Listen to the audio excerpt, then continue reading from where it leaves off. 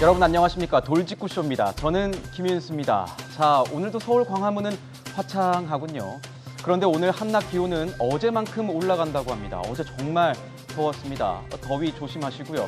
자, 남부지방은 지금 역대급 태풍이라고 불리는 11호 태풍 흰남노의 영향으로 비가 내리고 있다고 합니다. 모쪼록 비 피해 없도록, 태풍 피해 없도록 또 조심하시기 바랍니다.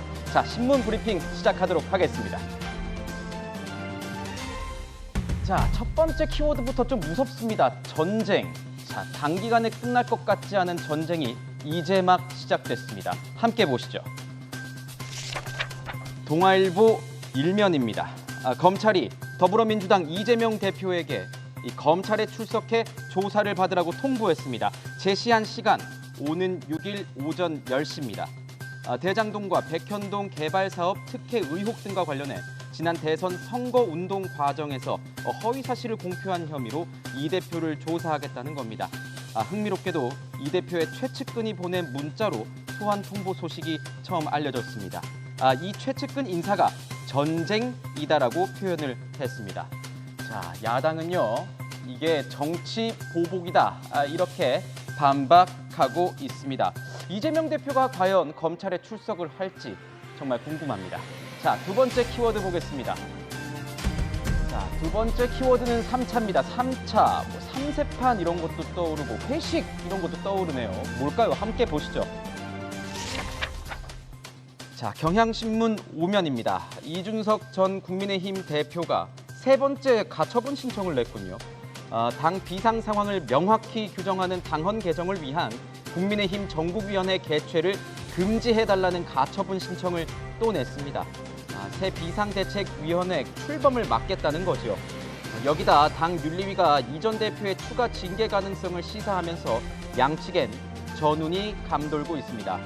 자, 이런 가운데 이준석 전 대표의 성접대 의혹을 수사 중인 경찰이 이준석 전 대표에게 소환 통보했습니다. 현재 조율 중입니다. 잠시 뒤에 관련 사항 짚어보도록 하겠습니다. 자, 세 번째 키워드 살펴보시죠. 흔들립니다. 뭐가 흔들리고 있는 걸까요? 지금까지 이런 위기는 없었다고 합니다. 자, 우리 경제가 흔들리고 있습니다. 보시죠. 조선일보 6면입니다. 오른쪽 아래로 고꾸라진 저 그래프 하나로 모든 것이 설명되는 것 같습니다. 우리 경제가 지금껏 경험하지 못한 위기가 닥쳤습니다. 지난달 무역 수지 적자가 100억 달러에 육박하면서 월간 기준 최대를 기록했습니다. 5개월 연속 적자 행진입니다. 고물가, 고환율, 고금리 등 이 복합 위기에 최대 수출 시장인 중국마저 4개월째 적자가 이어지면서 우리 무역 구조 전체를 뒤흔들고 있다는 분석입니다. 일각에선 이 중국 일변도 중국에 너무 의존하고 있는 현재의 경제 체질을 바꾸라는 이 신호탄이 쏘아 올려졌다, 이런 해석도 나오고 있습니다. 마지막 키워드 보시죠. 마지막 네 번째 키워드입니다. 확인. 돌다리도 두들겨보고 건너라. 이런 옛말이 떠오르는군요. 어떤 얘기인지 함께 보시죠. 한겨레 5면 보겠습니다. 앞으로 세입자가 전월세 계약을 하기 전에 전셋집에 걸린 선순위 보증금과 집주인의 세금 체납액 등을 확인할 수 있게 됩니다. 최근 전셋값이 매매가를 웃도는 깡통 전세가 늘어난 데 따른 국토부의 조처인데요. 위험 매물을 피하는 데 도움이 될 안심 전세 앱까지 만들어 배포한다고 합니다. 자, 적정 시세도 공개하겠다고 하니까요. 앞으로 참고하시면 좋을 것 같습니다. 지금까지 신문 브리핑이었습니다.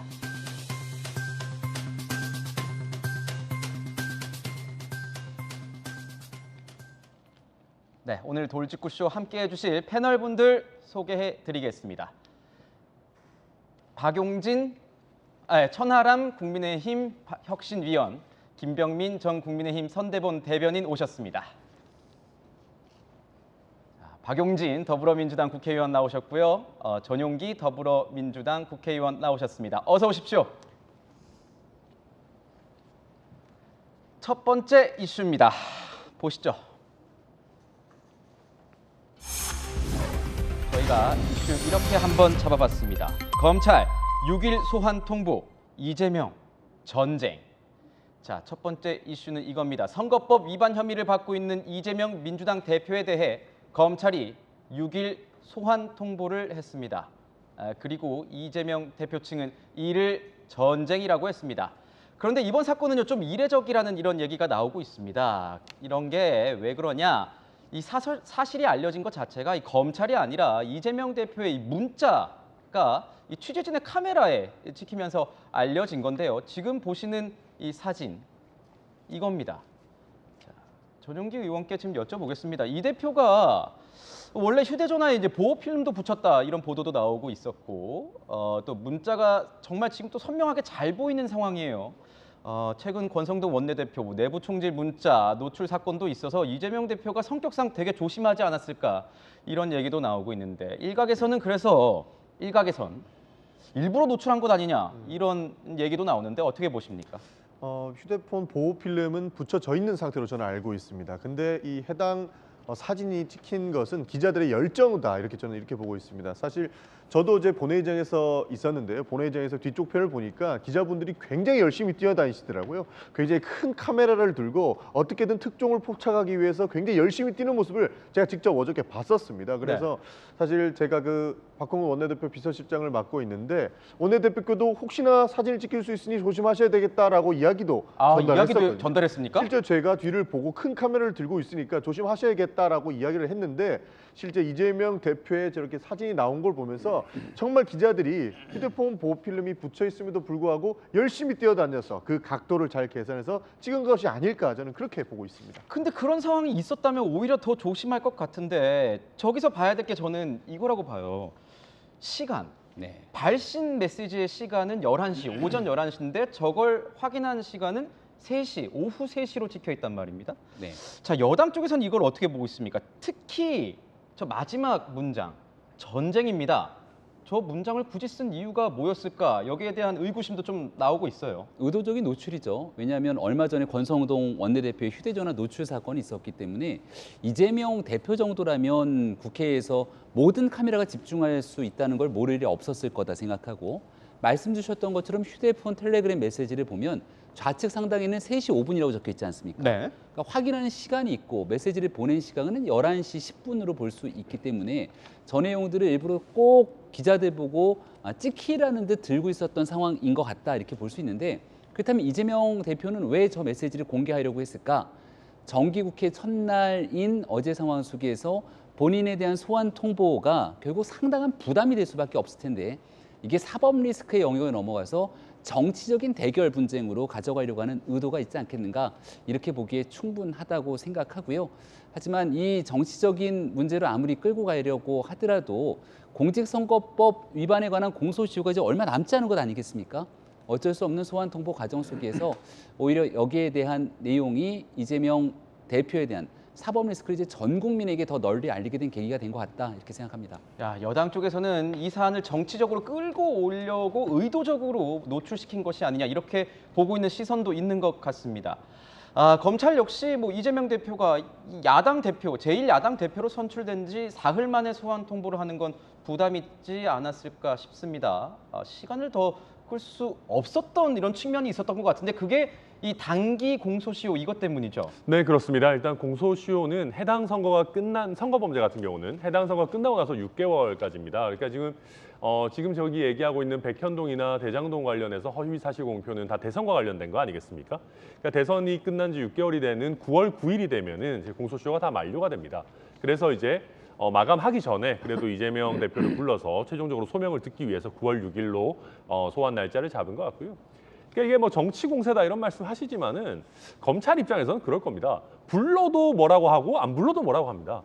과거에 이제 정경심 교수 같은 경우에도 뭐 부르지도 않고 왜 전격 기소하냐라고 하고 또 이번에도 만약에 이재명 대표 측에 마지막으로 소명 기회 안 주고 기소했다 그러면 그거 가지고도 뭐 야당 대표 탄압이네요라고 했을 겁니다. 그런 상황이라면 아마 수사기관에서도 그냥 전공법으로 원칙대로 하자. 뭐 야당 대표가 특권층은 아니지 않느냐라고 해서 이런 결정을 한 걸로 그렇게 보입니다. 그렇군요. 자, 허위 사실 논란이 된 이 이재명 대표의 대선 당시 발언 저희가 모아봤습니다. 한번 같이 보시죠. 백현동 개발사업의 지사님께서 성남시장 시절에 특혜를 줬다고 생각하시냐는 걸 제가 묻겠습니다. 전혀 사실이 아닙니다. 그거는 국토부가 요청해서 한 일이고 저희가 응할 수밖에 없는 그런 상황입니다.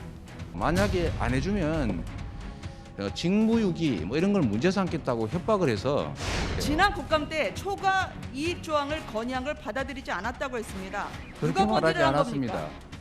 초과 이익 조항을 삭제한 게 아니고 추가하자고 하는 일선 직원의 건의를 받아들이지 않았다. 이게 팩트입니다. 하루 만에 주어를 바꾸셨어요, 지사님답지 않은 태도입니다. 그때 당시에 간부들 선에서 채택하지 않았다. 이게 팩트고 하위직 실무자인데 같이 갔으면 그 사람이 얼굴이야 제가 봤겠지 뭐. 그 사람이 이 사람인지를 여러분은 어떻게 압니까? 그걸 왜 의심을 하죠? 제가 그걸 숨길 이유가 뭐가 있습니까? 검찰이 이 대표를 불러서 조사하겠다는 내용이 방금 들어보신 이 세 가지 발언입니다. 모두 이 대표가 직접 한 발언들입니다. 이재명 대표는 의원님 여기에 대해서 전혀 뭐 이 혐의될 게 없다, 혐의까지 갈 것도 아니다 이런 입장인 거잖아요. 일단 뭐 상식적으로 보면 언론 인터뷰 혹은 국정감사 기간에 의원들의 질의에 대한 답을 하면서 팩트가 수정될 수도 있고 뭐 앞에 잠깐 했었던 말이 다시 바로잡는 과정일 수도 있고 이래요.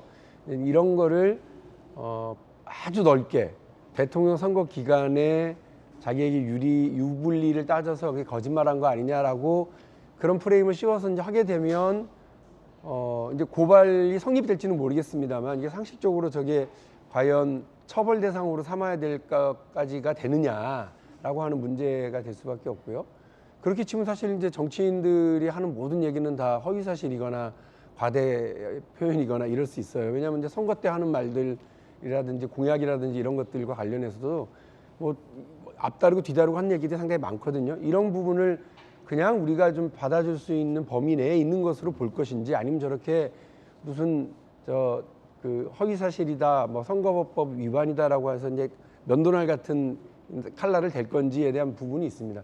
이거는 국민들께서 일단 보시고 들으신 대로 판단하시면 될 것 같고요. 검찰이 이 문제를 어떻게 다루고 있는지에 대한 부분입니다. 만일에 지금 영상을 보여줬던 그 세 가지 정도를 가지고서 제1야당 대표를 소환하겠다라고 하고 이걸 조사하고 처벌하겠다라고 마음을 먹었다면 저는 그거 자체로 좀 너무 과한 반응이다라는 생각이 들어요. 그러나 아까 잠깐 검찰의 한 입장으로 나온 것처럼 아니 이게 어쨌든 사건을 9월 9일 이전에 처리를 해야 되고 처리를 하자니 본인의 소명을 들어야 되는 것이라고 한다면 이해가 될 수는 있습니다만 보통은 서면으로 끝나거든요. 그러니까 서면으로 하고 이게 본인들이 이 부분에 대해서 굳이 뭐 불러서 하지 않아도 된다라고 판단이 되는 정도면 네. 서면으로 끝나는데 굳이 지금 부르겠다라고 통보를 했다는 거 아닙니까?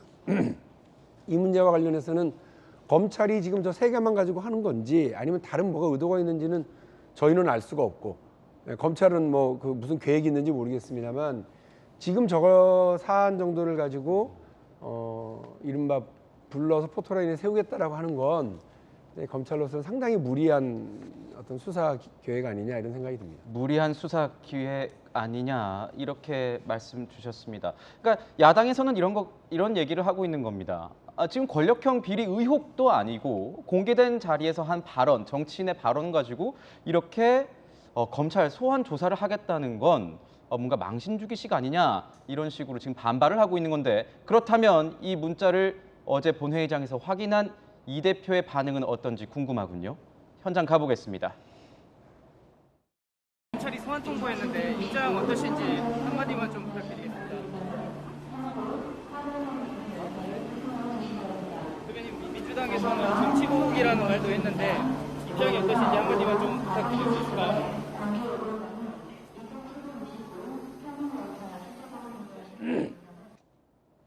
지금 보면 이재명 대표 원래는 기자들 만나면 같이 질의응답도 잘 주고받는 그런 스타일로 알려져 있는데 전혀 말을 하지 않고 아끼고 있는 이런 모습을 저희가 확인할 수 있었습니다.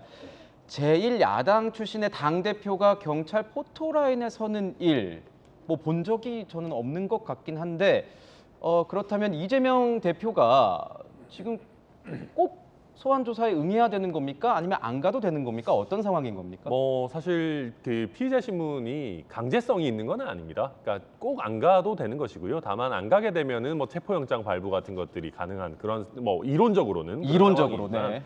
뭐 이재명 대표에 대해서 체포영장 뭐 하고 그러겠습니까? 그리고 공소시효 자체도 얼마 남지 않은 상황이기 때문에. 그리고 지금 또 회기 중이라 그렇죠. 불체포 네, 특권도 불체포 있으신 특권이고. 그런 상황이고 그러니까 아마 이제 최종적으로 소명의 기회를 부여하고 본인이 불출석한다고 하면 뭐 불출석하는 대로 기소 여부를 결정하지 않을까 싶고요.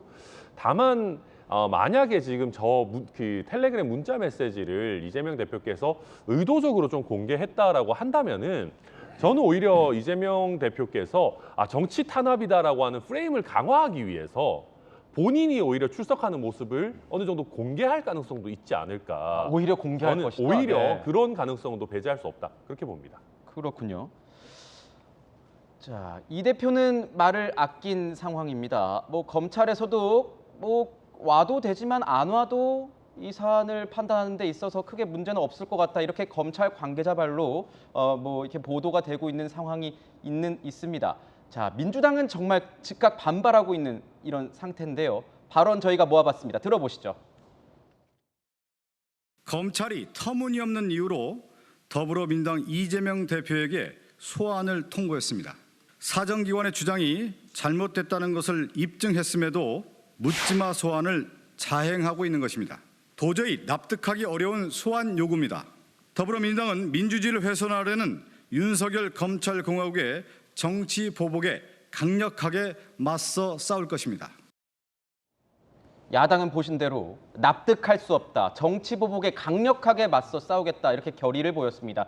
거기다 지금 굉장히 민생 제일 외치면서 이 정기국회 시작하겠다. 대여투쟁하겠다. 이렇게 했는데 이 타이밍상 정기국회 개회하자마자 바로 이 소환 통보를 하는 이런 모습에 대해서 굉장히 격앙된 반응을 보이고 있는데 현재 민주당으로서는 이 사안, 그러니까 소환 통보에 대해서 어떻게 대응할지에 대한 이 사안에 대해서 뭐 대응책이 좀 나온 게 있습니까? 어떻습니까? 뭐 대응책이라기보다는 그 이 대표께서 직접 결정하셔서 아마 움직이시지 않을까 이 정도로 보고 있는데요. 네. 사실 그 이재명 당대표께서는 지금 윤석열 대통령께도 영수회담을 요청을 했고, 그러니까 잘하는 부분이 있으면 협치를 할 것이고 민생을 챙기기 위해서는 어떠한 요구로도 이제 받아들이겠다라는 사실 자세를 보여주셨습니다. 그런데 사실 국정감사 때 발언이라든지 방송 때 나온 발언, 그러니까 증거가 모두 있는 내용을 가지고 억지로라도 포토라인에 세우겠다라고 하는 것으로밖에 안 보이는 거거든요. 억지다. 네, 네. 그래서 이런 지점에서 저희가 문제를 삼는 것이죠. 그러니까 검찰에서도 밝혔다시피 안 나와도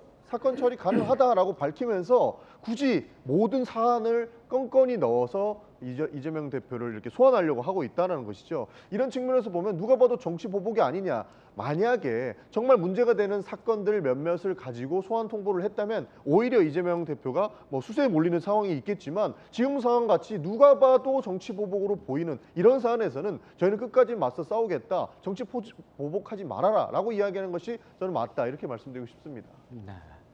반면 국민의힘에선 이 책임 있는 정치인으로서의 자세를 보이라, 소환에 응하라 이렇게 압박하고 나섰습니다. 들어보시죠. 민주당의 정치 탄압이라는 주장과는 달리 이 대표와 관련된 의혹들은 대통령 선거 이전부터 계속 제기돼 왔던 내용들입니다. 의혹을 해소한다는 의미에서라도 반드시 소환에 응하여 조사에 성실히 임해야 할 것입니다. 이재명 대표가 온갖 당내 반발과 구설을 무릅쓰고 국회의원과 당대표라는 겹겹의 방탄조끼를 입은 이유가 바로 이런 주장을 하기 위해서였습니까? 수사기관의 정당한 소환을 묻지마 소환이라며 근거 없이 폄훼할 일이 아닌 것입니다. 아니 검찰이 정당하게 소환 통보를 했는데 왜 여기에 대해서 반발하고 있느냐? 빨리 이 국회의원, 당대표의 방탄조끼를 벗고 이 검찰의 소환 통보에 응해라. 이렇게 국민의힘은 주장하고 있습니다. 여야가 이 정기국회 시작한 지 하루 만에 극렬 충돌하는 모습인데 어떻게 보십니까? 이 사안 계속 이어질 것 같아요. 금방 끝나진 않을 것 같아서 여야 충돌 앞으로도 정기국회 계속 이끌어갈 것 같은데요. 야당이 이 내용 이재명 대표에 관한 소환 통보 그리고 앞으로 이제 줄줄이 제기될 수밖에 없는 사법적 의혹들 문제들이 있을 텐데 이거 이제 당대강 대결 국면에 정쟁으로 끌고 가게 되는 순간 이재명 대표 한 명을 지키기 위해서 민생 전체를 포기하는 것 아니냐, 이렇게 프레임이 규정될 수 있는 가능성이 상당하다고 봅니다.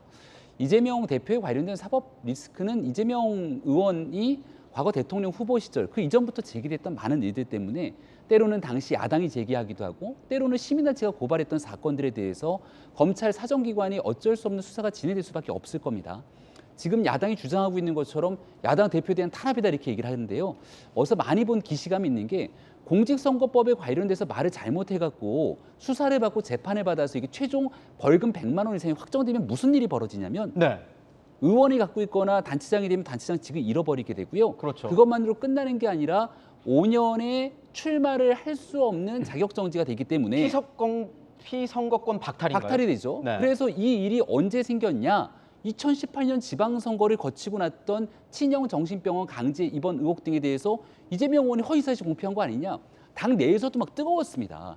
그래서 문재인 정부의 살아있는 권력이 있을 당시 집권당의 유력한 대권 후보였는데 그 대권 후보를 대상으로 결국은 기소를 하게 되고 최종 대법의 판단까지 구하게 되는 상황이 왔던 것 아닙니까? 그때 여기에서 까딱 잘못해갖고 법원의 판결들이 났으면 이재명 의원은 대선 출마는커녕 정치할 수 없는 상황이 오게 되겠죠. 그때 대법관의 문제들이 얽히고 설켜서 이재명 의원 대장동 일당과 관계가 있는 것이냐 이런 의혹들도 있다가 말았는데 무튼 이재명 의원에게 제기되고 있는 일들이 상당합니다. 그래서 지금 있게 되는 공직선거법상 허위사실 공표가 말 몇 마디 잘못한 것 같지 고가 아니라 여기에 대해서 실질적인 2018년도에 재판으로 다시 재현되게 됐을 경우 상당한 영향력을 미칠 수밖에 없다는 것이고 이것이 윤석열 정부에서 야당 대표에 대한 탄압이 아니라 문재인 정부 시절에서도 집권당의 대선 후보를 대상으로 같은 일들이 이루어졌다는 말씀을 함께 드립니다. 그렇죠. 선거법 위반 혐의로 만약에 100만 원 이상의 어떤 벌금형에 처하게 된다면 5년간의 피선거권 박탈, 그래서 다음 대선 노리기 힘든 상황이 올 수 있기 때문에 이재명 대표로서도 이 상황 굉장히 중요하다, 이렇게 지금 볼 수 있을 것 같습니다. 자, 보면은 지금 권성동 원내대표 같은 경우에요, 이재명 대표의 또 다른 의혹을 저격하고 나섰습니다. 바로 쌍방울과의 이 커넥션 의혹을 건드린 겁니다. 조목조목 따져 물었는데요. 한번 보시죠. 더불어민주당 이재명 대표와 쌍방울 그룹의 검은 커넥션이 차례차례 드러나고 있습니다.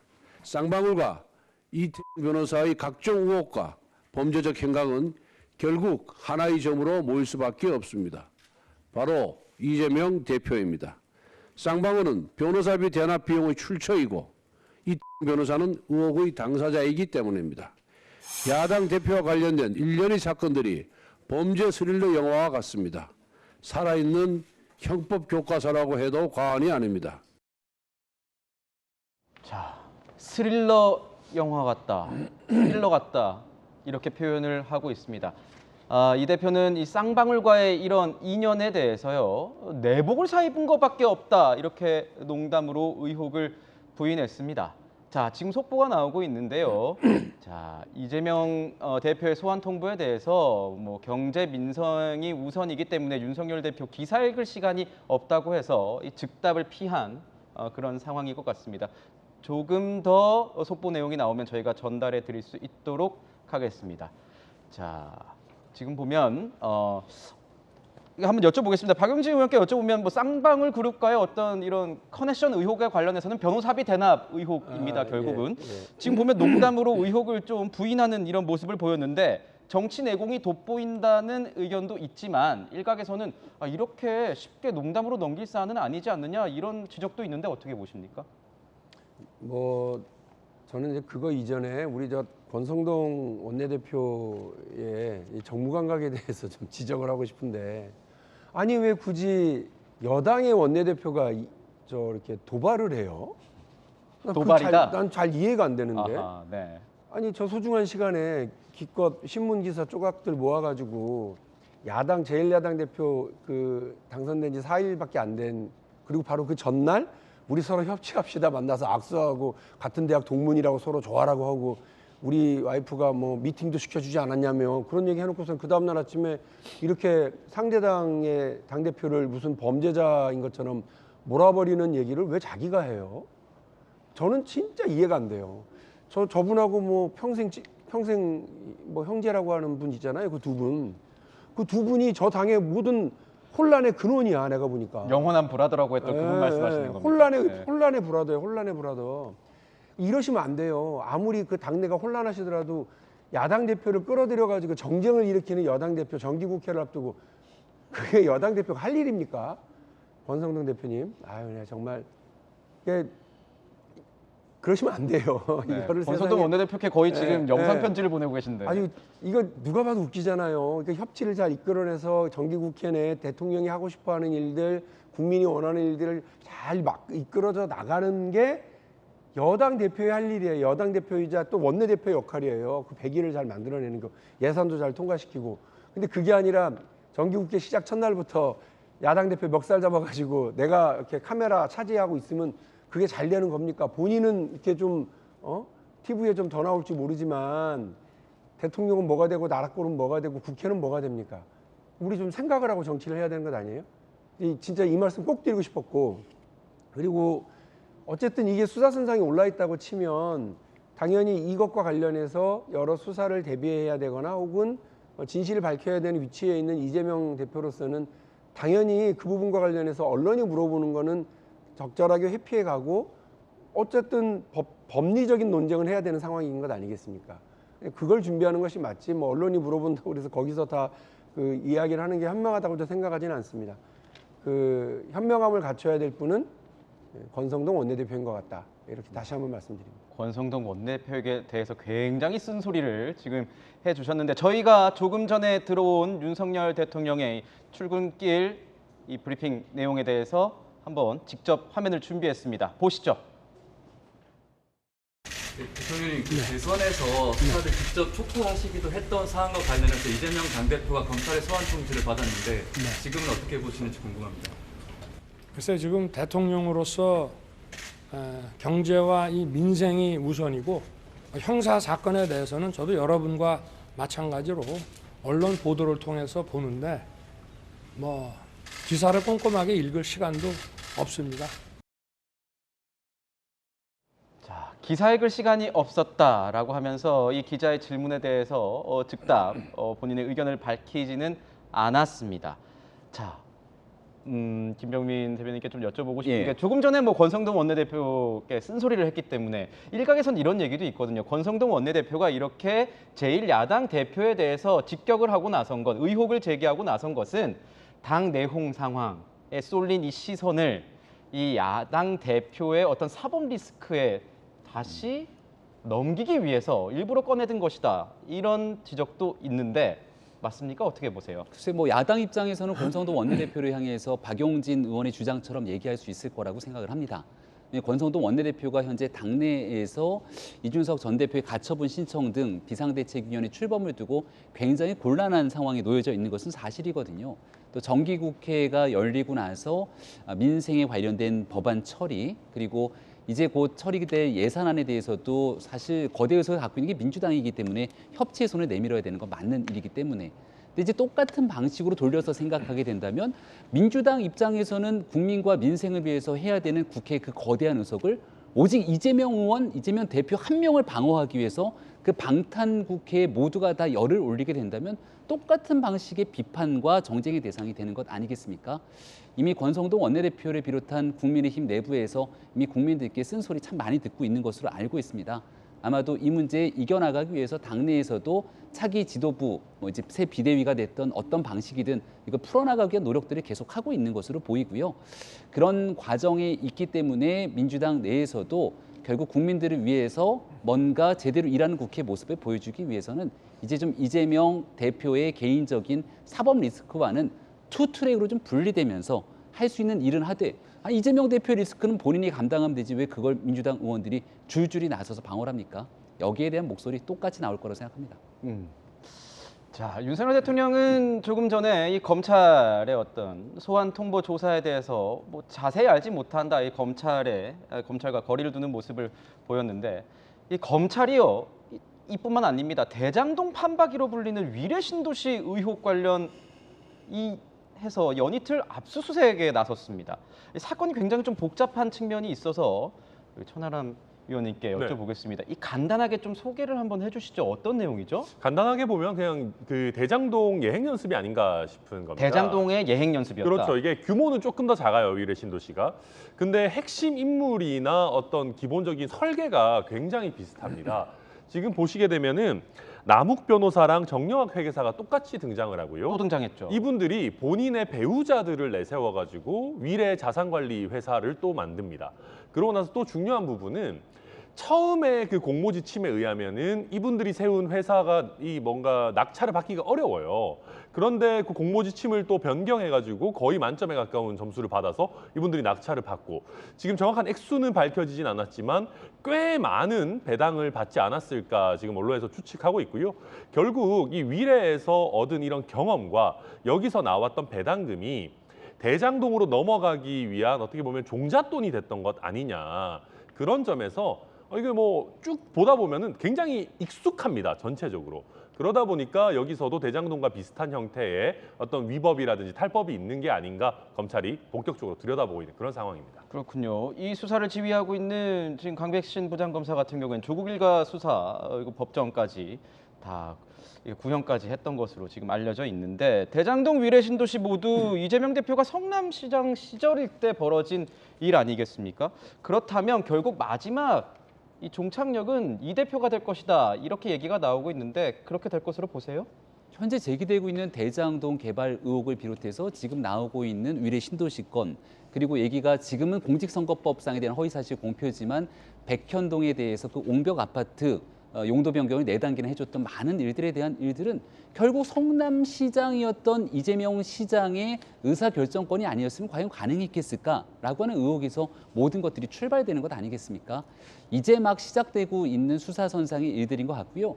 일각에서는 아니 이 문제 제기된 게 벌써 언젠데 왜 아직도 제대로 수사하지 않는 것이냐. 그리고 단순하게 이재명 대표 개인에게만 해당되는 일이 아니라 이 사건에 관한 엄연한 피해자들이 있는 것 아닙니까? 피해자가 한두 명이 아니라 그 지역에 있는 전체적인 시민에 관한 문제로 귀결될 수 있기 때문에 아마 또 뭔가 주변인들에 대한 수사가 더 정리가 되고 나면 이재명 대표를 향한 수사 본격화될 수밖에 없을 거라 보고요. 이재명 대표가 그동안 잘 모른다 얘기했던 사람들 줄줄이 유동규 전 본부장을 비롯해서 구속이 되고 나중에 인간적인 관계들까지 하나둘씩 드러나지 않습니까? 과거에 있었던 조국 전 장관 그리고 김경수 지사 등 절대 처음엔 아니다 정치 공세다 얘기했던 일들이 결국 판단을 통해서 문제 사법적 판단이 있었던 것처럼 시간이 지나고 나면 실체적 진실은 하나둘씩 드러날 거라 생각합니다. 네.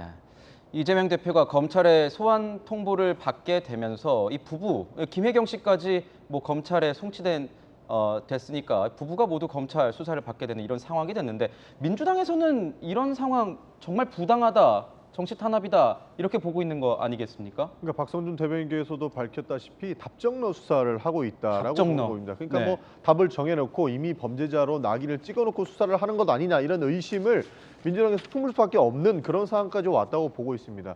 저희가 뭐 7만 8천 원 사건이다 이렇게 이야기를 하면서 저희는 뭐 충분히 우리의 억울한 뭐 것을 풀어내겠다라고도 이야기를 하고 있는데요. 사실 누가 봐도 정치 보복이다라고 생각을 하는 게 김건희 여사와 관련된 그리고 대여 관련 수사들은 줄줄이 무혐의가 나오고 있고 대야는 줄줄이 기소하려고 그러고 줄줄이 소환 통보를 하고 있는 거예요.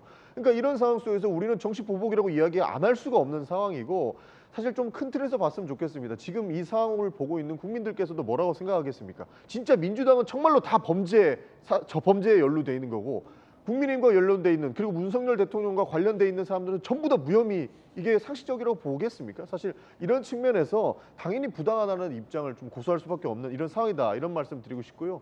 조금 전에 그 윤석열 대통령께서 이재명 대표의 그 소환 통보와 관련해서 네. 민생이 우선이기 때문에 기사를 안 보니까 모른다 이렇게 말씀하셨는데 기사를 안 보니까 지지율이 떨어진다 이런 말씀도 드리고 싶습니다. 왜냐하면 기사는 일단 국민들이 삶을 살고 있으면서 그 하루하루의 일들을 다 보여주고 있는 건데 국민들이 지금 곡소리하고 있거든요. 고환율, 고물가, 뭐 모든 것이 다 올라가지고 죽겠는데 그것이 기사로 표현되고 있는데 대통령이 기사도 안 보면서 그걸 어떻게 알겠습니까? 그러니까 민생 챙기면서 기사 안 본다 이런 얘기는 말도 안 되는 것이고 그렇기 때문에 상황을 몰라서 지금 이런 상황까지 온 것이다. 그래서 사실 이 모든 사건들이 윤석열 대통령께서 어느 정도 정리를 할 수 있는 부분이다. 저는 그렇게 보고 있습니다. 네, 윤석열 대통령이 요즘 보면 화법인지 모르겠지만 뭐 정치적으로 민감한 이런 사안들에 대해서는 뭐 보도를 보지 못했다, 기사를 읽지 못했다 이렇게 얘기를 하고 있어서 아마 민주당에서도 여러 가지 얘기가 나오고 있는 게 아닌가 싶습니다. 자, 이재명 대표가 뭐 검찰 소환에 응할지 지켜봐야 될 것 같습니다. 두 번째 이슈 키워드 열어보겠습니다. 두 번째 이슈 저희가 이렇게 잡아봤습니다.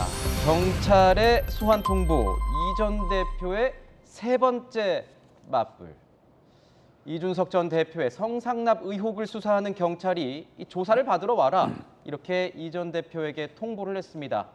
이런 가운데 이 전 대표 국민의힘을 상대로 세 번째 가처분 신청을 냈습니다.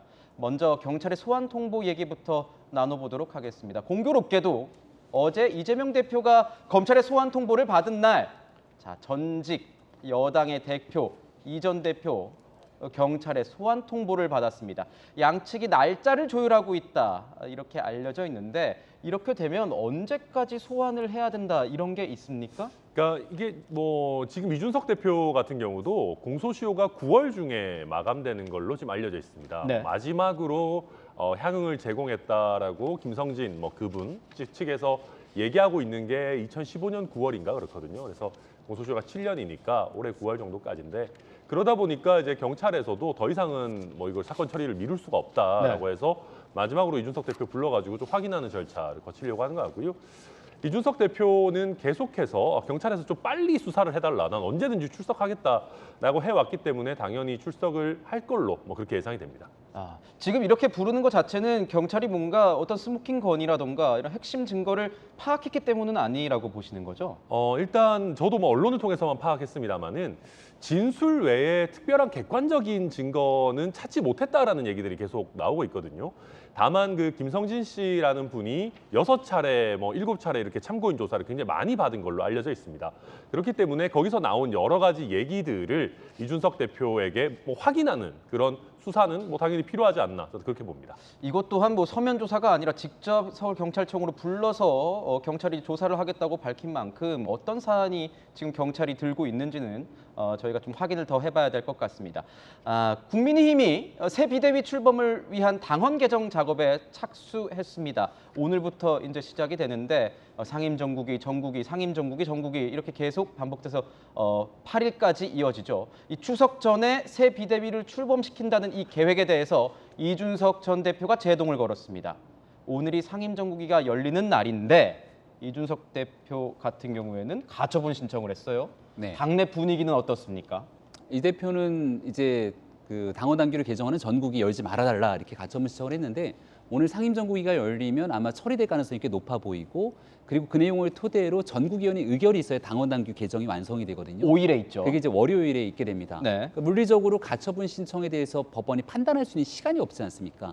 그래서 아마 월요일에 전국위원회에서 최종 처리가 될 때까지는 이 내용 이준석 전 대표의 가처분 신청이 받아들여지지 않고 끝나버릴 가능성들이 꽤 높고요. 그러면 이제 이 당원 당규의 개정이라고 하는 것은 당의 비상 상황을 최고위원회의 기능 상실이라고 하는 다소 모호한 규정을 아주 명확하게 규정을 짓겠다는 게 지금 당의 입장인 것 같습니다. 그리고 난 다음 이렇게 현재 상황이 비상 상황이지라고 당원 당규 정리한 다음 비대위로 넘어가겠다는 거거든요. 그럼 지난번에 가처분을 걸었던 것처럼 주호영 비상대책위원장의 직무정지가 있었던 가처분과 같이 비대위를 출범시키고 나면 그 비대위에 대한 효력정지 가처분 신청을 내고 또 그 일이 무한반복될 가능성들이 남아있는 터라 과연 법원에서 지금 있게 되는 당원당규 개정 사항과 국민의힘의 비대위로 넘어가게 되는 일들을 어떻게 판단하게 되는지 여부에 따라서 혼탁한 상황이 정리가 돼서 나아가게 될 건지 아니면 무한 수렁에 빠지게 될지가 결정될 것 같습니다. 지난달 말 법원에 의해서 직무가 현재 정지되어 있는 주호영 비대위원장도 이 전 대표의 추가 가처분 신청에 대해서 언급을 했습니다. 뭐라고 했을까요? 들어보시죠. 이유는 자세히 모르겠지만 이번 정부가 당헌 개정을 하기 위한 건데 그거를 막을 이유는 없다고 봐요. 뭐 또 결론이 나오겠지. 지금 우리 당이 당원을 바꾸겠다는데 그걸 금지할 이유가 있나요? 혹시 이준석 대표가 계속해서 이렇게 법적 대응을 계속 이어가고 있잖아요. 예.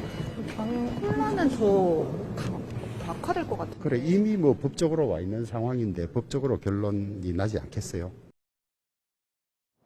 주호영 비대위원장 같은 경우에 뭐 어떻게 막겠다고 하는 것이냐 뭐 이런 입장을 밝히고 있습니다. 그런데 이에 대해서 윤핵관으로 꼽히는 의원들의 반응도 관심이 가는데 굉장히 말을 아끼고 있습니다. 지금 보면 권성동 원내대표 같은 경우에 당에서 선임한 변호사가 잘 대응할 것이다 이렇게 넘겼고, 이철규 의원 나는 모르겠다, 윤한홍 의원 전 이게 무슨 말인지 묻지 말고 가서 소설 쓰세요라고 했다는데 뭐 이런 반응을 보이고 있습니다.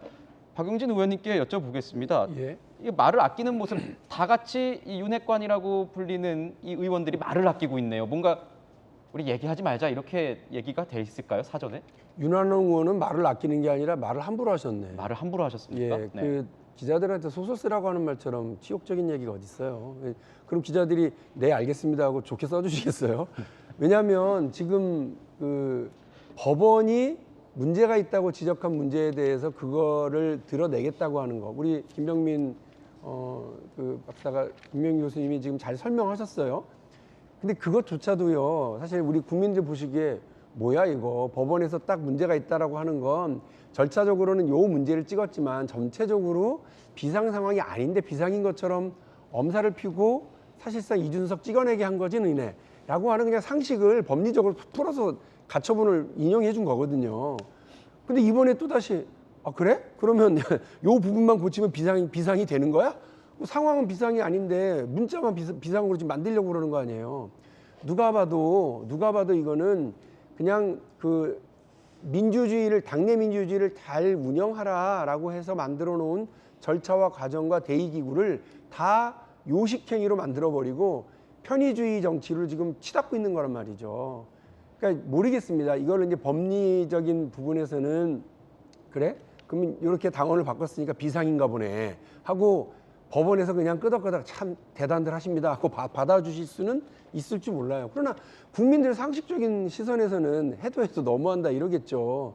그러니까 이렇게 해서 눈 가리고 아웅해서는 안 된다는 말씀 드리고 싶고, 지금 저분들이 말을 아낀다고 저렇게 피하는 이유가 제가 볼 때는 이 일이 어떻게 될지 자기들이 모르니까 그러는 거예요. 본인들 스스로가 이게 요식행위다, 편의주의에 빠져 있다라는 걸 스스로 아니까 네. 자라에 한번 물려봤으니까 소뚜껑만 봐도 놀랄 거 아니에요. 근데 지금 자라가 또 오고 있잖아요. 이준석 자라가. 네. 그러니까 이거를 보고 얼마나 지금 뭐 놀라겠어요. 그러니까 그 마음은 아는데요.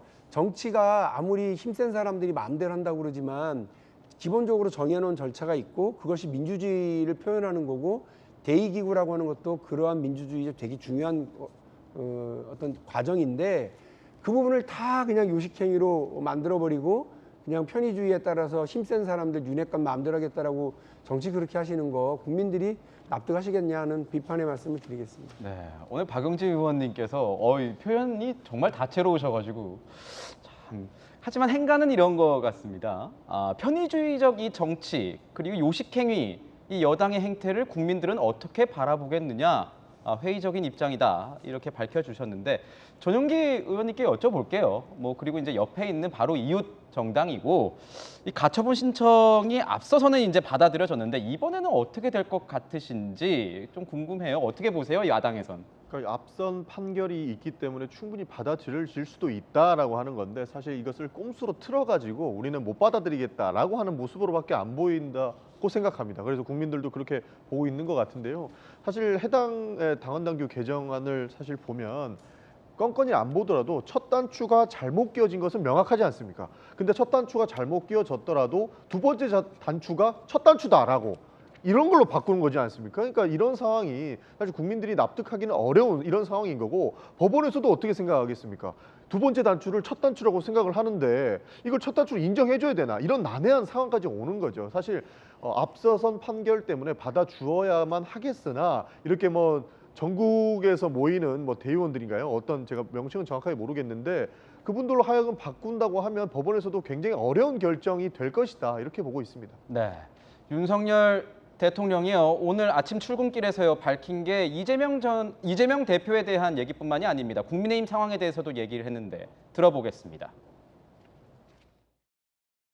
당 어떤 혼란을 바라보시는 어떤 심정도 착잡하실 것 같은데 당부하실 만한 특별한 메시지가 있다면 한 말씀 부탁드립니다.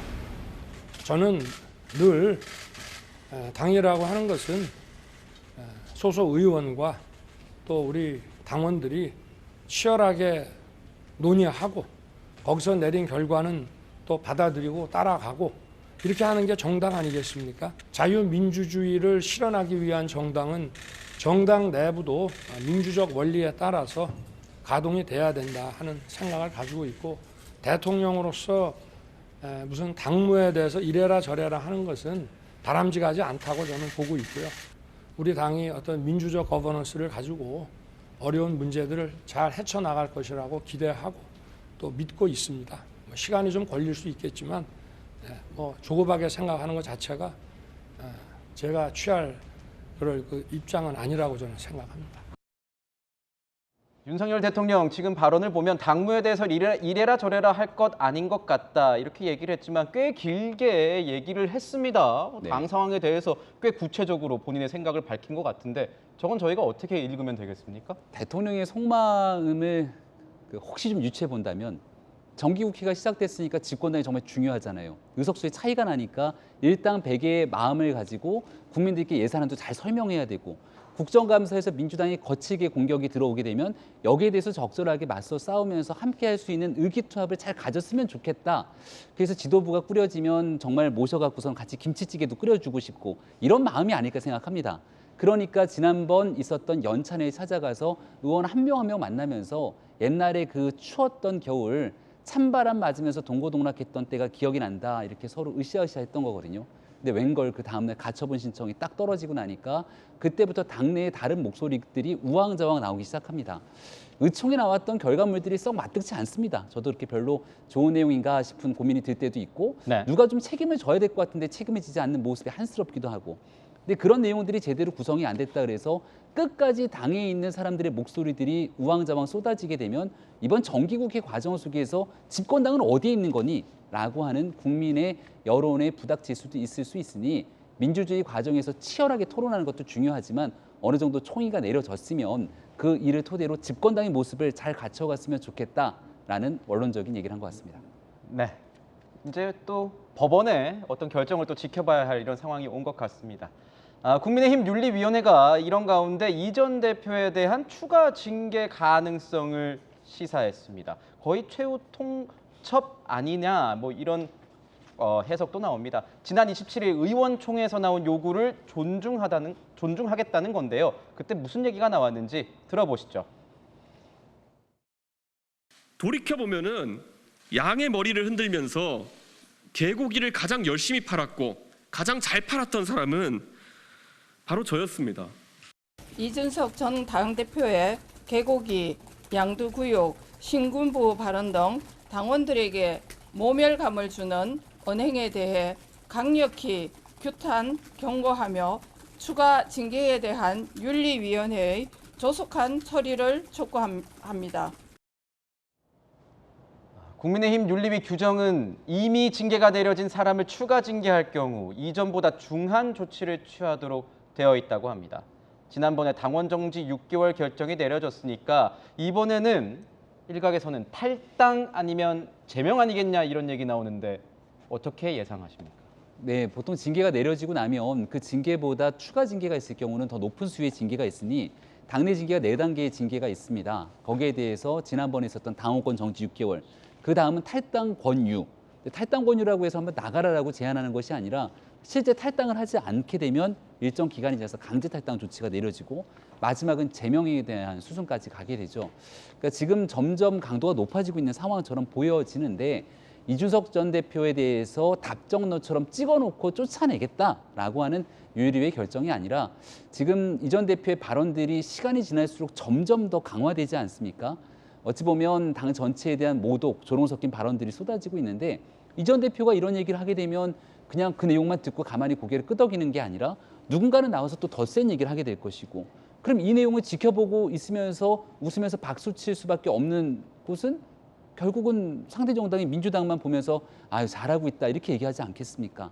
어려운 시기를 극복하기 위해서 좀 자중했으면 좋겠다라고 하는 좀 당부의 메시지가 아닐까 싶은데 여기에 대해서 좀 과한 해석들은 아직까지 나올 단계가 아니라고 저는 생각합니다.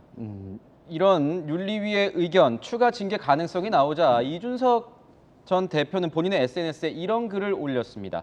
지금의 사태를 일으킨 책임자 1, 2등부터 징계하라 이렇게 말을 하고 있는 겁니다. 본인은 1, 2등이 아니라 3, 4등 밑에 있다. 문제가 되고 있는 1, 2등을 먼저 징계하라 이렇게 얘기를 하고 있습니다. 윤 대통령의 이 국정운영 지지도부터 이 국민의힘 내홍 누구에게 문제가 있는지 저희가 CG로 한번 준비를 해봤거든요. 한번 보시면서 이야기를 나누도록 하죠. 윤 대통령의 직무 수행 평가가 4주 만에 하락세로 지금 돌아선 모습을 보고 계십니다. 거기다가 이 국민의힘 내홍이 윤 대통령에게 책임이 크다는 것 아니냐, 뭐 이런 관련된 윤핵관들이 좀 물러나야 된다 이런 퍼센테이지가 높은 저희 여론조사 결과도 저희가 지금 가져와서 보고 있습니다. 지금 보면 뭐 윤핵관, 이준석 모두 다 문제다가 한 51%, 52% 되는 것 같고 이준석 뭐 그런 것 같은데 지금 보시기엔 어떻습니까? 이거 자체가 국민의힘 내홍에는 윤석열 대통령의 책임이 더 크다 이렇게 국민들이 바라보고 있다는 건가요?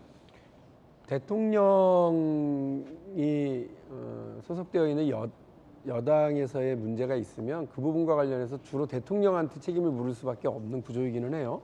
근데 특히나 지금은 대통령하고 친하다고 자처하는 사람들이 중심이 돼서 이준석 전 대표를 찍어내기 하려다가 이 사단이 벌어졌거든요. 하려면 좀 잘하든가.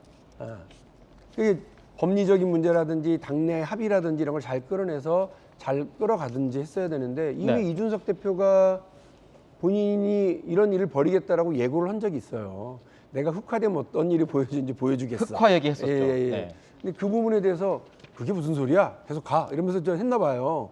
그러니까 이준석 전 대표에게 충분히 본인의 문제를 이렇게 해서 정무적으로 잘 정리를 하든지 아니면 절차적으로 전혀 무리가 없도록 만들든지 이렇게 좀 뭐 어떤 이런 걸 해야 되는데 그렇게 안 하고 계속해서 대통령한테 부담을 주는 과정. 근데 대통령과 본인들이 얼마나 친하다라고 하는 걸 계속해서 과시하는 분들. 그리고 분명히 책임 있는데도 불구하고 실수도 많이 했는데도 불구하고 권성동 원내대표는 계속해서 원내대표야. 그리고 계속해서 직무대행도 맡아. 네. 그러니까 국민들이 볼 때는 이게 뭐야 하는 생각을 당연히 하겠죠. 아, 저분은 윤핵관이라는 분이 저분이구나. 그리고 그분이 계속해서 이제는 정기국회도 끌고 가게 생겼으니 국민들이 볼 때는 참 잘하는 모양새다라고 비판하지 않을 수 없고 이게 이제 대통령 지지율로 계속 부담으로 계속 나타나는 거죠. 이어지고 있는 거죠. 예, 대통령께서 여기서 책임을 나는 신문 안 읽어서 모른다고 하실 상황은 아닌 것 같고 그 또 뭐 당에 이래라 저래라 할 입장이 아니라고 할 상황도 아닌 것 같아요. 이 문제가 어쨌든 대통령한테는 큰 부담이기 때문에 대통령이 뭐 공개적으로 하신 문제는 아니지만 윤핵관이라고 불리는 사람들을 멀리하고 또 그들이 주도하고 있는 당무와 현 상황에 대해서도 보다 책임 있고 무거운 마음으로 바라보실 필요가 있겠다는 생각이 듭니다. 그렇군요. 자, 국민의힘이 이 당 정상화를 위해서 윤핵관이 물러나야 한다는 의견이 가장 높게 나타났다는 여론조사 결과 저희가 조금 전에 보고 왔습니다. 그 상황을 저희가 다시 보면 어떨까요?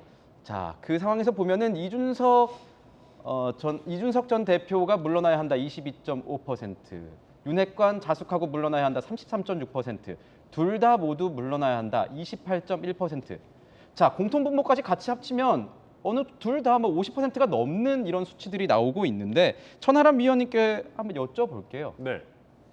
어떻게 보십니까? 정상화 위한 선제 조건, 뭐 권성동 원내대표 등 윤핵관만 물러나면 된다고 보십니까? 지금 상황은 어떻습니까? 그러니까 저는 뭐 권성동 원내대표 같은 경우는 이제는 더 이상 버티기 어려운 상황까지 왔다라고 봐요. 지금 권성동 원내대표가 물러나야 되느냐를 놓고 보면 국민들 대다수가 뭐 지금 물러나든 아니면 사태를 수습하고 나서 물러나든 물러나야 된다라고 보시는 거거든요.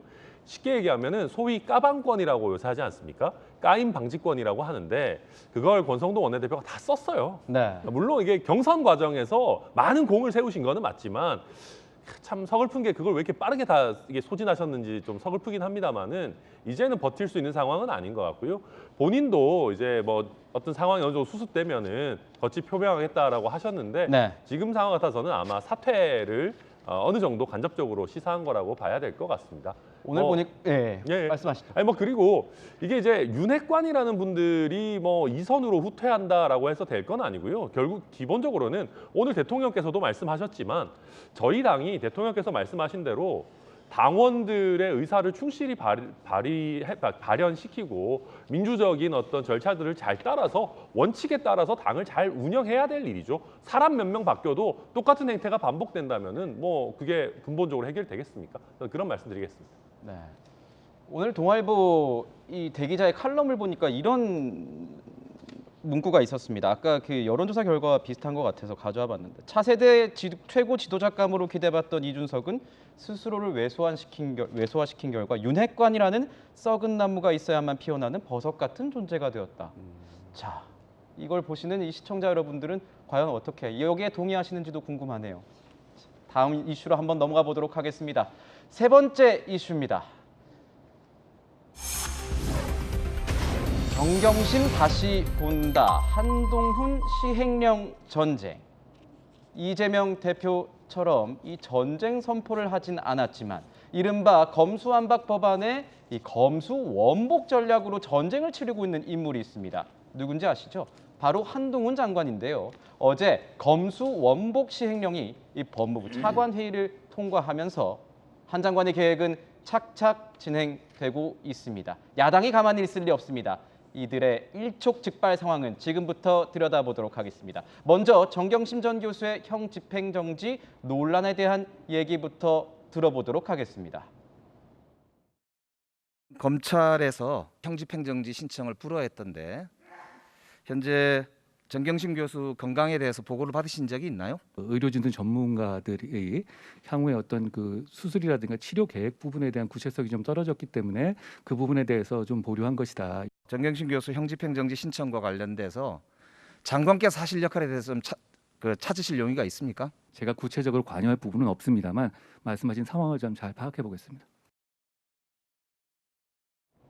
자녀 입시 비리 등으로 복역 중인 이 정경심 전 교수가 지난달 건강 문제를 이유로 형 집행정지를 신청했습니다. 하지만 검찰이 받아들여주지 않았습니다. 그 부분에 대해서 야당에서는 한 장관이 좀 다시 들여봐 달라 이렇게 얘기했는데 한 장관도 들여다보겠다 이렇게 호응을 했네요. 네, 형 집행정지는 다 아시는 것처럼 누군가의 정무적 판단, 정치적 판단이 아니라 전문 의사가 그 내용들을 짚어보고 어떤 치료 목적이라든지 분명한 사유들이 있어야 될 겁니다. 나이라든지 많은 부분들이 고려될 텐데 물리적이고 기계적인 상황에서 받아들여지지 않았던 상태였지만 민주당에 있는 임종석 전 비서실장까지 나서서 많은 사람들이 정경심 교수에 대한 형 집행정지, 건강의 문제를 호소하고 있지 않습니까? 한동훈 장관이 적절하게 잘 대답했다고 생각합니다.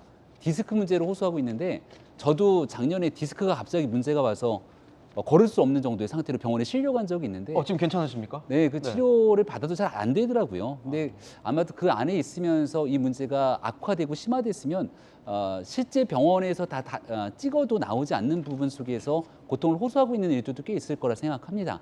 또 정치적으로 굉장히 비중을 갖고 있는 상태이기 때문에 이게 누군가를 사면해달라는 목소리가 아니라 건강에 문제가 있었을 때 치료를 하고 그 부분에 대한 배려, 도움이 필요하다면 법적 테두리가 허용되는 내에서는 같이 들여다볼 수 있는 건 가능하다고 생각하는데요.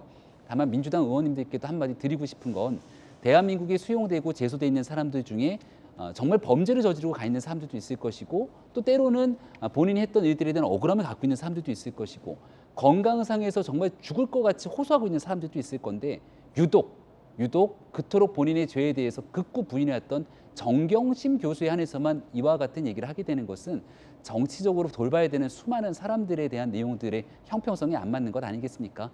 여기에 대한 마음에 관한 부분도 충분히 이해하겠습니다만은 정치인으로서의 본연의 임무가 사적인 인연을 통해서 정치하라는 것은 아니기 때문에 그 부분에 대해서도 참작을 좀 해주시기 바랍니다. 한 장관은 정정 교수 건강에 대해서 직접적인 언급은 피했습니다. 그러자 야당은 하지 마비까지 거론을 하면서 이 검찰의 결정 부당하다 이렇게 주장을 했습니다. 들어보시죠. 허리디스크 파열과 협착, 하지마비까지 생겨서 수술과 보존 치료를 서둘러야 한다는 게 전문의의 소견입니다. 당뇨를 이유로 이명박 전 대통령은 형 집행정지가 이루어졌지만 정경심 교수는 어떤 이유에서인지 가혹하리만치 형 집행정지가 이루어지지 않고 있습니다.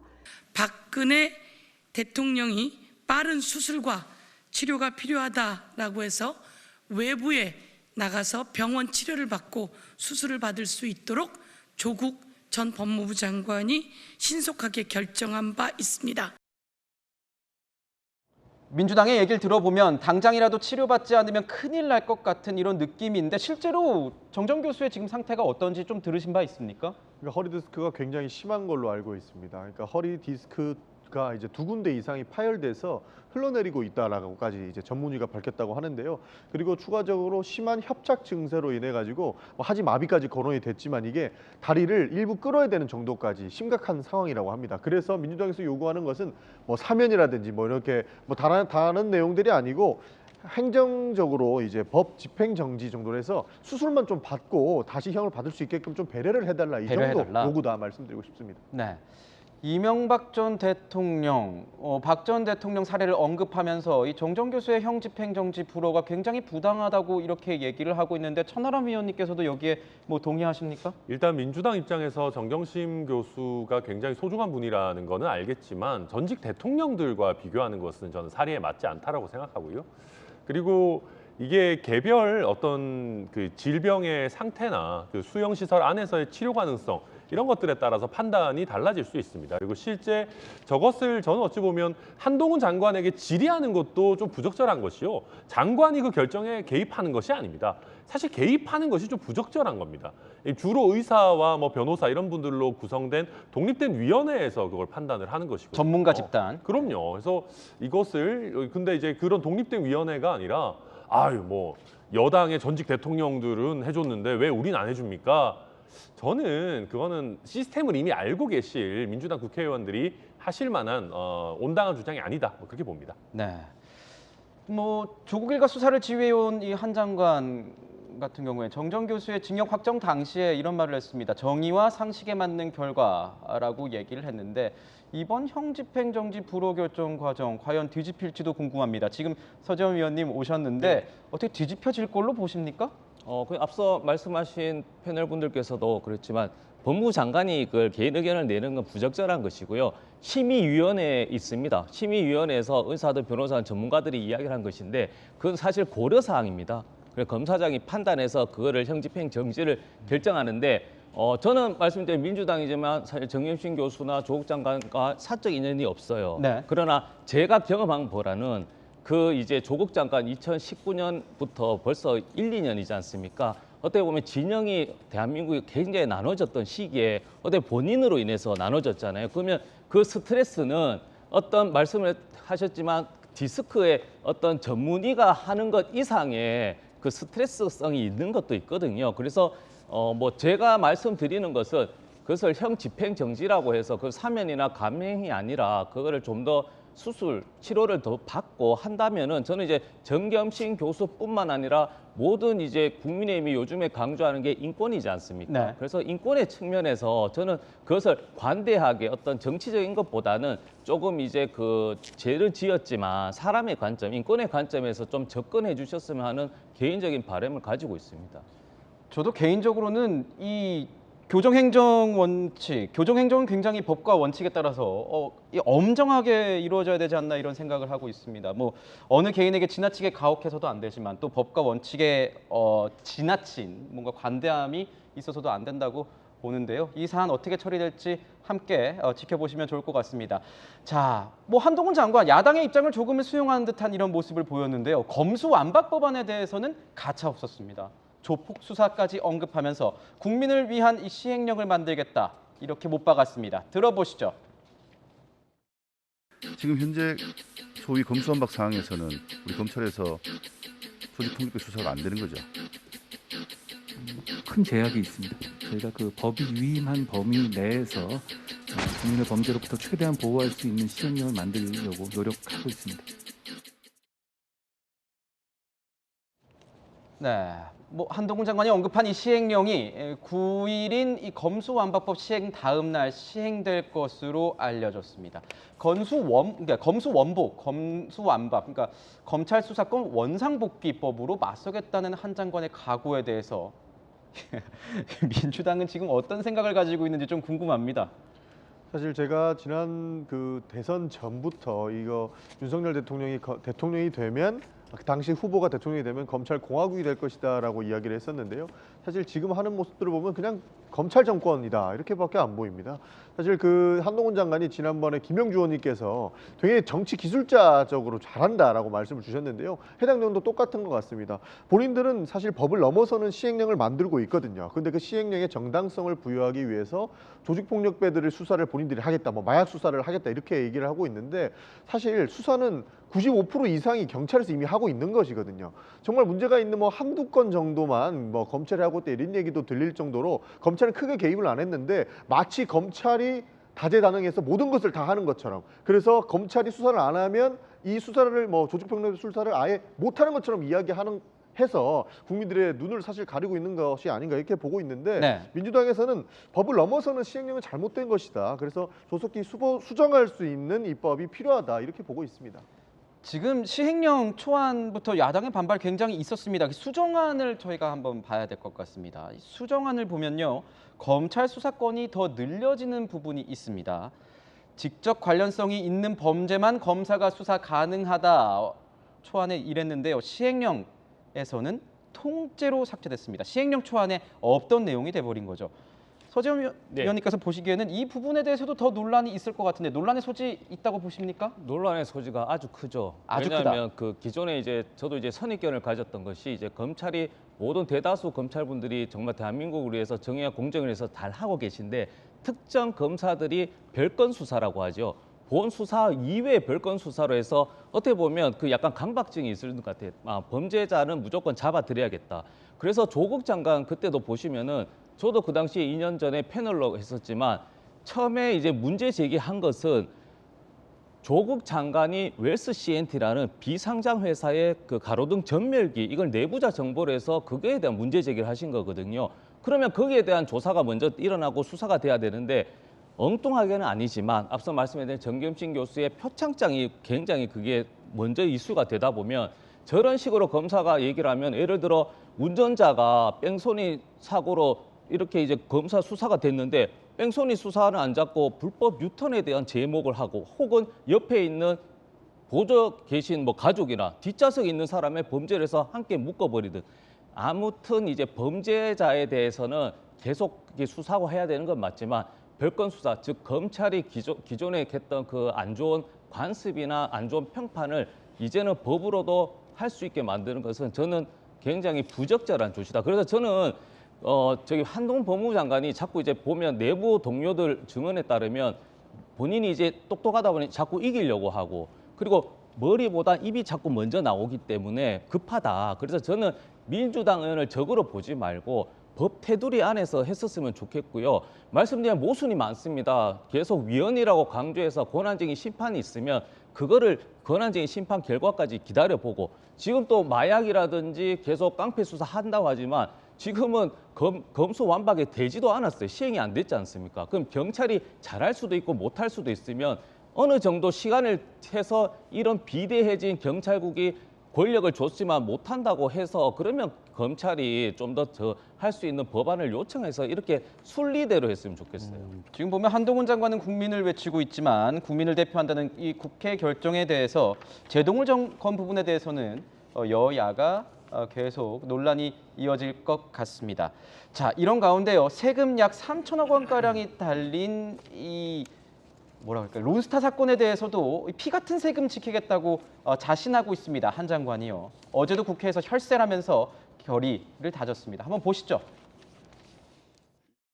대한민국 국민의 피 같은 세금이 단 한 푼도 유출되지 않아야 한다는 각오로 끝까지 최선을 다하겠다는 말씀드리겠습니다.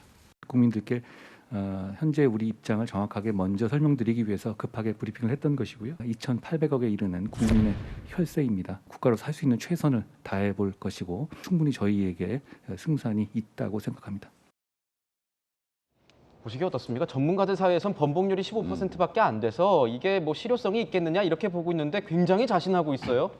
그래도 이제 3명의 판정을 내렸던 사람들 중에서 우리가 소수 의견이라고 얘기하지만 2명이 문제를 제기했고 1명 같은 경우는 대한민국이 배상할 책임이 없다고 얘기를 하는 부분들에 초점을 좀 맞춘 게 아닌가 싶습니다.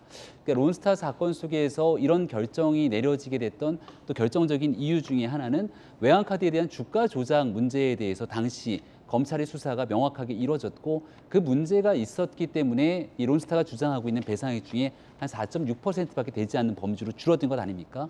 또 이 모든 애들에 대한 책임을 오히려 론스타 측에 있다고 주장하고 있는 소수 의견도 있는 만큼 그 당시 검찰 수사에 몸을 담았던 한동훈 장관 입장에서는 이런 일들을 스스로 정의 구현을 위해 해왔기 때문에 본인들이 해왔던 일들에 대한 자신감 표출, 그리고 더 나아가서 뭐 시간도 좀 걸릴 수 있고 승소할 수 있는 확률이 그렇게 높지는 않지만 그래도 대한민국 국익 차원에서 충분히 해볼 만한 일이다 판단하는 것 같고요. 추가적으로 이제 변호사 비용이 조금 더 들 수 있지만 아무튼 이 일에 대해서는 여야가 없는 일 아니겠습니까? 국익에 관련된 일이고 론스타 사건 자체가 과거 노무현 정부부터 시작돼서 역대 정권이 다 걸려있는 일들에 관한 일들입니다. 정쟁의 소지로 국정감사 다루지 말고 사건 해결에 위한 힘을 좀 모을 수 있도록 해결해 나갔으면 좋겠다는 말씀드립니다.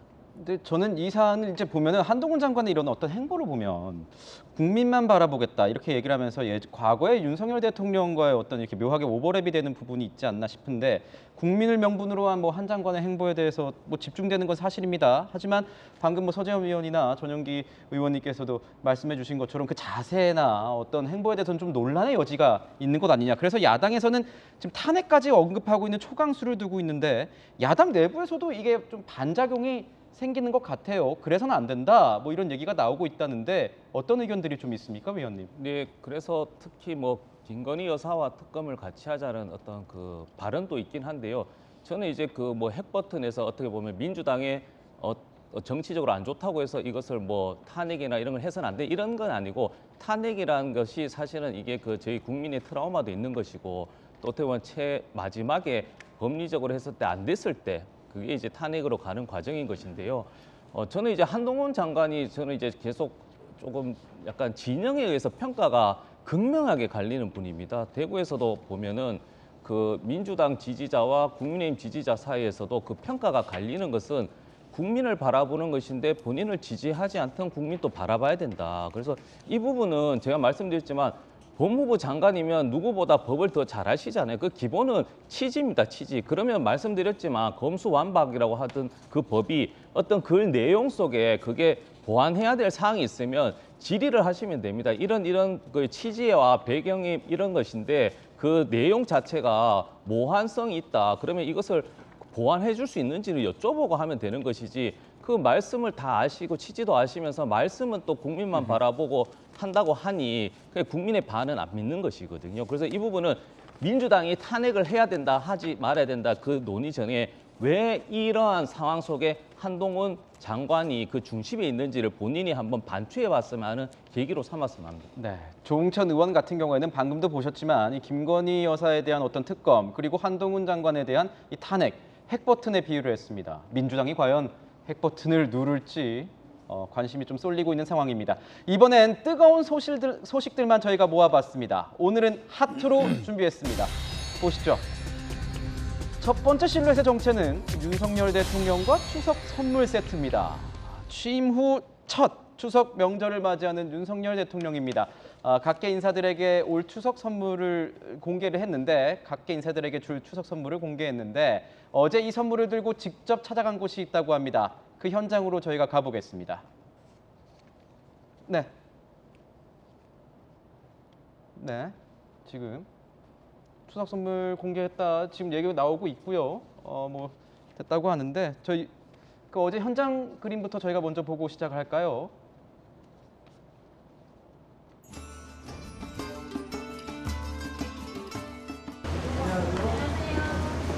어디 뭐 걸어 다니시는 데는 괜찮으시고 무릎이나 데 무릎이 아파요.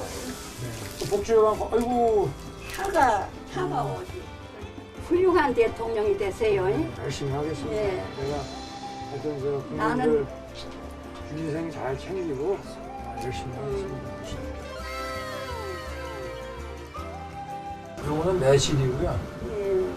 물에 타서 드시면 돼요. 그 얼마나 귀한 물건인지 아이고. 참 대통령. 아이고.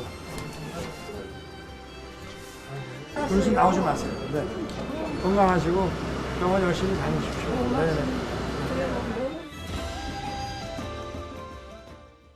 네. 독거노인을 찾아갔군요. 자, 우선 선물 문제 저희가 좀 알아볼까요? 윤 대통령이 준비한 추석 선물 세트가 정말 궁금한 상황입니다. 어떤 의미를 담아서 구성을 했는지, 그 선물에도 이 대통령의 선물에는 다 의미가 있다고 하는데 어떤 의미가 담겨져 있는 거고 누구한테 보내지는 건지도 궁금해요. 네, 선물에 대한 의미는 일단 각 지역의 특산품들이 고르게 구성이 됩니다. 그러니까 지역 통합, 화합에 대한 의미를 담아내고 또 우리 농수산물 촉진에 관련된 이런 좋은 의미들을 담아서 보내게 되죠. 다만 이제 흥미로운 내용은 과거 문재인 정부 시절 5년 동안에 있었던 내용들은 저도 문재인 대통령 보내주셨던 선물을 쭉 받아봤는데 네. 그때는 이제 술이 있고 또 술잔까지 담겨왔는데 이번 대통령, 윤석열 대통령의 선물에는 술이 빠졌습니다. 네. 대신 이제 오미자청, 매실청처럼 같이 이제 추석 때 가족들이 모여서 대통령이 보내준 음식들을 나누게 되는 것이기 때문에 술을 마시지 않는 사람들도 얼마든지 음료로서 이 내용들을 같이 함께 나눌 수 있도록 준비가 돼 있다 이렇게 생각이 되고요. 사회 각계각층 이제 원로라든지 또 배려해야 될 대상자들 또 대한민국에서 의미 있게 활동해 오셨던 분들이나 호국 영웅 등을 선정해서 여기 한 13,000명에게 전달했다고 네. 하는데 저는 어제 보니까 집에 그 선물이 도착이 했더라고요. 그래서 네. 실제 과거 보면 농수산물이 이제 오기도 하는데 그 직접 꺼내서 먹기에는 좀 불편한 측면들도 있었습니다. 한번 2차, 3차 가공을 해야 되는데 어제 왔던 건 양갱부터 맛밤까지 즉석에서 까서 먹을 수 있는 내용들이 많아서 아마 받으셨던 분들은 꽤 호응이 좋지 않을까 이렇게 생각합니다. 저도 이거를 받아본 분에게 먹어봤는데 맛도 굉장히 상당하더라고요. 맛있습니다. 자, 역대 대통령들의 명절 선물 구성도 궁금해지는데요. 이 선물에는 대통령의 성격과 뭐 국정 철학, 시대 상황이 담아져 있다고 합니다. 저마다 특색이 있을 것 같은데 전용기 의원님도 많이 받아보셨죠? 네, 뭐 문재인 대통령이 계실 때도 많이 받아봤고 아마 윤석열 대통령도 아마 와 있는 걸로 방에 와 있는 걸로 알고 있는데요. 네. 대통령께서의 국정 철학이 담겨 있는 것이고 저는 많은 대통령들께서 선물을 보내는 데에는 충분히 그 공통점이 있는 것 같습니다. 공통점은 그것은 뭡니까? 사실 우리가 많이들 얘기하시는데 동서가 나눠져 있고 수도권과 지역이 차별을 받고 있다는 얘기를 하는데 모든 대통령들께서 그 지금 윤석열 대통령 포함해서 문재인 대통령, 박근혜 대통령, 뭐 이명박 노무현 대통령까지 다 해서 가장 강조하는 것은 팔도의 음식들을 다 한꺼번에 모아서 통합을 강조하는 그런 의미를 보여주고 있습니다. 그런 측면에서 명절 선물이라고 하지만 역대 대통령들께서는 모두 우리 팔도가 한마음 한뜻으로 단합을 했으면 좋겠다라는 그런 의미가 담아져 있지 않나 그렇게 보고 있습니다. 네. 아까 저기 김병민 대변인께서 말씀해 주셨지만 이번 선물에서는 과거와 좀 달리 문재인 전 대통령 때와는 달리 술이 안 들어가 있다. 그런데 윤석열 대통령은 우리가 알기로 굉장히 애주가로 알려져 있는데 꼭 술을 뺀 건 뭐 의미가 있을까요? 저는 뭐 잘은 모르겠지만 혹시 아시나 싶어서요. 아니 뭐 술을 말고 어떤 매실청 같은 거 넣은 게 좋은 면이 있죠. 일단 연령과 관계없이 누구나 마실 수 있다라는 장점이 있고요. 그리고 윤석열 대통령 애주가로 알려져 있습니다. 근데 이제 그 술을 잘 드시고 서민적이고 뭐 김치찌개 좋아하시고 이런 소탈한 이미지도 좋지만은 최근에는 저희 당에서도 이제 약간 뭐 좀 금주령을 내리고 할 정도로 조금 더 요새 경제 상황도 안 좋고 당 상황도 좀 어수선하고 하다 보니까 좀 엄중하게 가자라는 기본 기조가 있습니다. 그래서 그러다 보니까 대통령실에서도 이번에는 좀 술은 빼고 가자라고 하신 게 아닌가 그렇게 보입니다. 네, 그렇군요. 다음 저희가 핫투를 알아보도록 하겠습니다. 이 실루엣의 정체는 바로 이재용 삼성전자 부회장입니다. 지난 8월 15일 광복절 특사로 복권된 이재용 삼성전자 부회장, 부산 엑스포 유치를 위해서 대통령 특사로 해외에 파견된다는 소식이 들려오고 있습니다. 자세한 이야기 나눠보도록 하겠습니다. 자, 김병민 대변인님, 지금 보면 대기업 총수를 대통령 특사로 임명하는 건 제가 알기로는 처음인 것 같습니다. 그만큼 힘을 쏟고 있다 이렇게 봐야 되는 건가요? 이번에 이제 광복절 특사를 통해서 본인이 기업 활동에 전념할 수 있도록 여러 역할들이 주어지지 않았습니까? 또 그 일이라는 건 사실 대통령의 고유의 결정이기도 합니다만은 단순하게 정치적인 문제에 대한 내용들이 아니라 우리 대한민국 국민을 위해서 이 어려운 시기에 일해달라고 하는 뜻들이 담겨져 있겠죠. 부산 지역을 가게 되면 부산 엑스포 유치에 대한 열망이 그 어느 때보다 상당합니다. 여기에 대한 엑스포 유치와 함께 부산 지역 전체에 대한 개발 요구들이 있는 건데요. 과거 이제 선거를 거치면서 가덕도 신공항에 우리가 막 몰입하면서 한 해 만에 이런 일들이 많지 않았습니까? 정치적인 쟁점화보다는 가시적으로 보여져 있는 부산 엑스포 유치를 위해서 최선을 다하는 모습이 정부뿐 아니라 이재용 부회장이 직접 나서서 보여줄 것 같고요. 과거 일본과 갈등이 첨예했을 때 이 우리 부품 문제를 갖고 일본이 네. 수출 규제를 걸었을 때도 이재용 부회장이 일본으로 직접 건너가서 어떻게든 문제를 또 해결하려고 하는 모습들을 보였던 기억들도 나는데요. 국제사회에서 가지고 있는 영향력이 상당한 만큼 가시적인 성과를 보여줘서 국민들께 꼭 좋은 소식 보여줬으면 좋겠습니다. 자, 뭐 지난주 광복절 특사로 이 부회장의 어떤 족쇄를 풀어줬다. 근데 이번에는 특사로 다시 한번 날개를 달아주면서 이 경영 행보에 좋은 신호가 아니냐 이런 얘기가 나오고 있는데 직접 발로 뛰게 된 이재용 부회장 어떻게 뛸지도 궁금하고요. 한덕수 국무총리는 이런 기대를 드러냈다고 합니다. 목소리 들어보시죠. 엑스포 유치전이 녹록하지는 않은 상황인 것 같긴 하던데 지금은 저희는 아직은 초기라고 보고요. 나름대로의 전략을 가지고 지금 치밀하게 하고 있습니다. 이재용 회장도 9월 추석 임박해서는 아마 구라파 쪽에 출장을 가가지고 몇 나라를 좀 돌면서 그런 좀 작업을 해주실 것 같고. 그런데 이재용 부회장뿐만이 아닙니다. 최태원 회장, 정의선 회장 등 다른 총수들도 지원 사격에 나설 것이다 이런 얘기가 나오고 있습니다.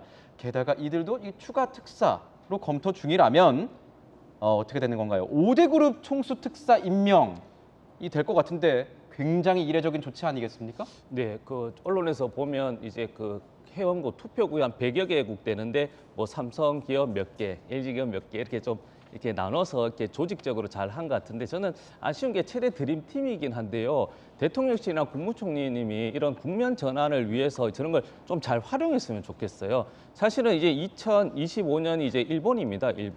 일본이 어떤 이미지가 어떤 겁니까? 그냥 경제예요, 경제. 사실 경제에 대해서 우리가 2030년 바로 또 부산에 해달라고 했을 때는 그런 컨셉이 안 맞다면 개인적으로는 왜 오징어 게임 했던 영화, 부산국제영화제 있지 않습니까? 그걸 접목한다든지 아니면 부산에 정치인들 많잖아요. 여당, 야당 함께 TF를 해서 한다든지 그리고 더 나가서 가장 최근에 글로벌 이슈가 되는 이상, 환경, 기후 이런 컨셉으로 해서 이것을 국면 전환이 아니라 이렇게 활용을 좀 더 하고 기업인 재계 대표가 사실은 예전과 패러다임이 바뀌어서 이렇게 상대국에 대해서 한다는 건 저는 제안이기 때문에 특사로서는 좋지만 실무적인 특사는 또 이제 모든 대한민국의 자산과 역량을 다 합쳐서 이것을 하나의 축제로 만들고 결과까지 좀 이제 어렵다고 하지만은 꼭 이제 확정을 받았으면 하는 국민 한 사람으로서 응원도 드리고 말씀 한번 드렸습니다. 네, 부산 엑스포 유치를 원하는 건 지금 정부뿐만 아니라 뭐 이재용 부회장뿐만 아니라 BTS뿐만 아니라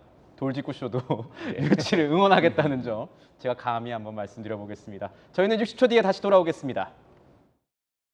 여러분과 함께한 지난 3일 그리고 이 시간이 저에게는 무엇보다도 소중하고 행복했습니다. 저는 이번 주말 뉴스의 라이브로 찾아뵙도록 하겠습니다. 고맙습니다.